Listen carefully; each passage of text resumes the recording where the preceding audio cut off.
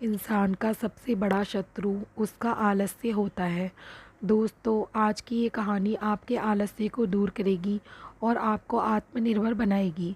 एक गांव में एक किसान रहता था। उसने अपने खेत में फसल लगाई और किसान की फसल के बीचों बीच ही गौरैया ने अपना घोंसला बना लिया और घोंसले में दो अंडे भी दिए। अब कुछ दिन बीत जाने के बाद अंडों में से दो बच्चे निकले। अब एक दिन किसान अपने बेटे के साथ खेत में आता है और अपने बेटे से फसल काटने की बात को कहकर चला जाता है। अब शाम को गौरैया दाना चुगकर जंगल से वापस आती है तो उसके बच्चे बहुत डरे हुए होते हैं। अब गौरैया बच्चों से पूछती है कि क्या हुआ, तुम इतने डरे हुए क्यों हो। तब बच्चे बताते हैं कि माँ, आज किसान अपने बेटे के साथ यहाँ आया था और अपने बेटे से कल फसल काटने की बात कर रहा था। अब गौरैया कहती है कि डरो मत बच्चों, कल कोई फसल काटने के लिए यहाँ नहीं आएगा। अब कुछ दिन ऐसे ही बीत जाते हैं।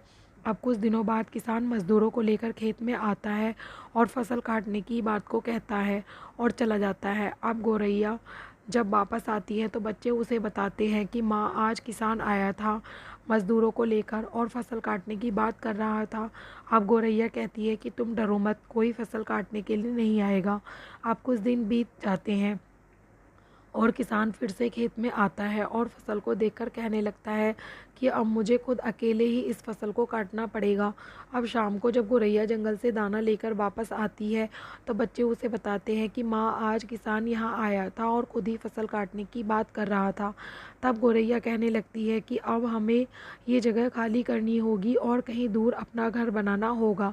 इस पर बच्चे कहते हैं कि माँ, जब किसान पहले फसल काटने नहीं आया तो अब भी नहीं आएगा। इस पर गौरैया कहती है कि पहली बार किसान ने फसल काटने के लिए अपने बेटे से कहा, दूसरी बार मजदूरों से कहा और अब किसान ने खुद से अपनी फसल काटने के बारे में सोचा है तो वह ज़रूर फसल काटेगा।